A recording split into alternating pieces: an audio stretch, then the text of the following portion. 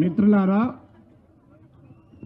ఈ దేశంలో గత కొన్ని నెలలుగా అయ్యా పేపర్ లీక్లు అవుతున్నాయి. అది నీట్ ఎగ్జామ్ కావచ్చు, సిబిఎస్ఈ ఎగ్జామ్ కావచ్చు, ఇంకో ఎగ్జామ్ కావచ్చు. అయ్యా మీరు ఒక మారల్ రెస్పాన్సిబిలిటీగా రాజీనామా చేయండి అంటే ధర్మేంద్ర ప్రధాన్ ఎక్కడున్నాడో కూడా గుర్తులేయడం లేదు. మీకు ఎక్కడో ఒకసారి రైల్వే యాక్సిడెంట్ అయితే రైల్వే మంత్రి లాల్ బహదూర్ శాస్త్రి రిజైన్ చేశాడు. లాల్ బహదూర్ శాస్త్రి నుంచి ధర్మేంద్ర ప్రధాన్ వరకు వచ్చాం మన రాజకీయం. ఉల్లిగడ్డల ధరలు పెరిగాయి అని ఆర్థిక మంత్రిని అడిగితే నేను ఉల్లిగడ్డ అని చెప్పాను. పెట్రోలు, డీజిల్, గ్యాస్ ధరలు పెరిగాయి అంటే ఏడాది దాకా బంగారం కొనడం మానేయండి అని చెప్తున్నారు. ఎందుకు మనం ఏమడుగుతున్నాం? అయ్యా ధర్మేంద్ర ప్రధాన్ రాజీనామా చేస్తే సోనం వాంగ్చుక్ ఏం కాడు ఎడ్యుకేషన్ మినిస్టర్. ధర్మేంద్ర ప్రధాన్ రాజీనామా చేస్తే నాగేశ్వరేం కాడు ఎడ్యుకేషన్ మినిస్టర్. కానీ ఎందుకు అడుగుతున్నామంటే ఒక పొలిటికల్ అకౌంటబిలిటీ ఉండాలి ఈ వ్యవస్థలో అంటున్నాం. కానీ మరి ఎందుకు లేదు? యూత్గా మనం అడగాలి, ఎందుకు ఉండడం లేదు? ఏమైతే ఒక మంత్రి పదవి పోతే అంటే మీకు చిన్న కథ చెప్తాను. యమధర్మరాజు దగ్గరికి ఒక 40-50 ఏళ్ల క్రితం చనిపోయిన ఒక ఇండియన్ పొలిటీషియన్ వెళ్ళాడట. వెళితే యమధర్మరాజు బయటికి వచ్చి పూలదండ వేసి స్వర్గానికి తీసుకెళ్ళి ఇంద్రునికి పరిచయం చేసి, భూమిపైన ఒక గొప్ప దేశం ఉంది భారతదేశం, ఆ దేశంలో ఒక గొప్ప రాజకీయ నాయకుడు అని చెప్పి స్వర్గంలో అప్పచెప్పొస్తాడట. 20 ఏళ్ల క్రితం ఒక రాజకీయ నాయకుడు చనిపోయిపోతే బయటికి వచ్చి పూలదండ వేసి ఇంకో అలా స్ట్రేట్గా రైట్ సైడ్ వెళ్ళండి స్వర్గం వస్తుంది, అక్కడ నా పేరు చెప్పి ఇంద్రుడిని కలవండి అంటాడట. ఇక ఈ మధ్య చనిపోయిన ఒక రాజకీయ నాయకుడు పోతే సింహాసనం మీదకి వెళ్ళి లేవకుండా అలా స్ట్రేట్గా పోవయ్యా స్వర్గం వస్తుంది అంటాడట. ఇది చూసి చిత్రగుప్తుడు అడుగుతాడట, యమధర్మరాజా మీరు ఎందుకు ఇట్లా మారారు?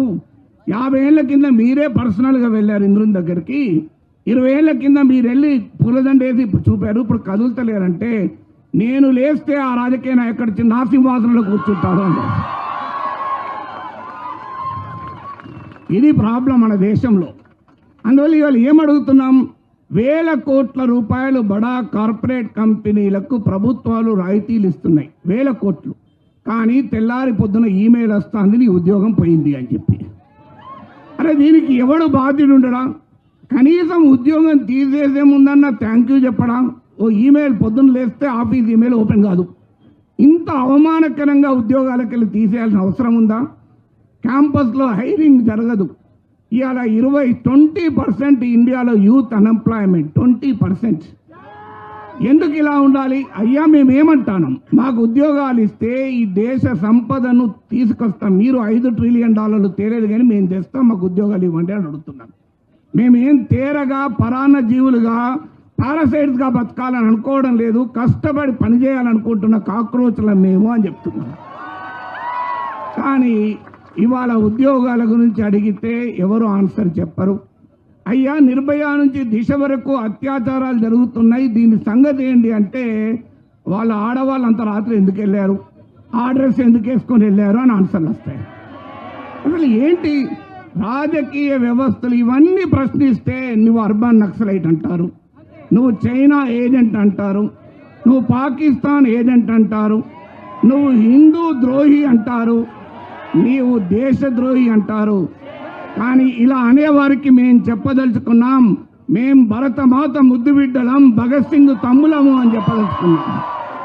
అందుకే ఇవాళ ఇక్కడ మనం గట్టిగా నినాదాలు ఇవ్వాలి. మీరే కాదు దేశభక్తులు, మేమే దేశభక్తులం. భారత్ మాతాకి, భారత్ మాతాకి, భారత్ మాతాకి. ఇప్పుడు చెప్పండి ఎవరు నిజమైన దేశభక్తులు? అందువల్ల భారత రాజ్యాంగం ఆ రోజు చెప్పింది we the people of India అని. సో ఇవాళ we the people of India చెప్తున్నాం. గాంధీ మహాత్మునికి 7 ఏళ్ల జైలు శిక్ష విధించాక జడ్జి అడుగుతాడు, నీవు విడుదలయ్యాక ఏమి చేస్తావంటే మళ్ళీ ఇలాగే దేశ స్వాతంత్రం కొరకు రాస్తాను, జైల్లో వేసుకో అని చెప్పాడు. అందువల్ల అంబేద్కర్ అంటాడు అయ్యా మనం కష్టపడి ఈ రాజ్యాంగాన్ని నిర్మించుకున్నాం, కానీ ఈ రాజ్యాంగం కనుక ప్రజల ఆకాంక్షల్ని తీర్చలేకపోతే ఈ రాజ్యాంగాన్ని ప్రజలే చెరిపి వేస్తారు, జాగ్రత్త అని హెచ్చరిస్తారు. ఇవాళ మేము రాజ్యాంగాన్ని కాపాడటానికి వచ్చాం, మీరు రాజ్యాంగాన్ని భ్రష్టు పట్టించడానికి వచ్చారు. అందువల్ల జై సంవిధాన్ అనే నినాదం వెనకాల ఉన్న ఇతివృత్తం అది. ఫైనల్గా ఒక్క విషయం ఫ్రెండ్స్, ఆన్లైన్లో ప్రారంభమైన ఈ ఆవేశం ఇవాళ స్ట్రీట్ ఫైట్గా రూపాంతరం చెందింది. గుర్తుపెట్టుకోండి, సోషల్ మీడియా యాంగర్ మాత్రమే సరిపోదు, అది స్ట్రీట్ ఫైట్ పోరాటంగా సాగాలి. దీనికి భయపడాల్సిన అవసరం లేదు. ఒక్కటే నినాదం, బతకాలంటే చావడం నేర్చుకోవాలి, అడుగడుగున పోరాటం నేర్చుకోవాలి. జీనా హైతో మర్నా సీకో, కదం కదం పర్ లడ్నా సీకో. జీనా హైతో మర్నా సీకో, కదం కదం పర్ లడ్నా సీకో. జీనా హైతో మర్నా సీకో, కదం కదం పర్ లడ్నా సీకో. ఫ్రెండ్స్, చివరగా చిలీ అనే ఒక లాటిన్ అమెరికా దేశంలో 4-5 ఏళ్ల క్రితం 15 to 19 ఇయర్స్ పిల్లలు, 15 ఏళ్ల నుంచి 19 ఏళ్ల పిల్లలు 30 పైస్ మెట్రో ఛార్జెస్ పెంచితే వారు ప్రారంభించిన పోరాటం అక్కడ ప్రభుత్వాలనే గద్దదించేదాకా జరిగింది. ఇవాళ హెచ్చరిస్తున్నాం, మేం ప్రజల తరఫున, ఇవాళ మీరు మీడియాను మీ చేతిలో పెట్టుకుంటారు, రాజకీయ వ్యవస్థను మీ చేతిలో పెట్టుకుంటారు, సోషల్ మీడియాను కూడా మీ చేతిలో పెట్టుకుంటారు, కానీ జనాగ్రహం కట్టలు తెంచుకుంటే దేశంలో అది మరో కాక్రోచ్ ఉద్యమం అవుతుందని నిరూపించాం. అందువల్ల ఈ పోరాటంలో అంతిమ విజయం మనది. అందువల్ల ఈ విజయం సాధించే వరకు పౌర సమాజ చైతన్యం ముందుకు జరగాలి.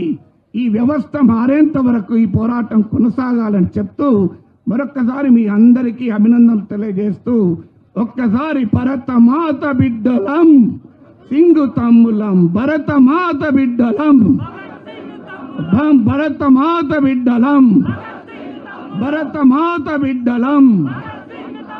జీనా హై తో కదం కదం పర్, ఓ జీనా హై తో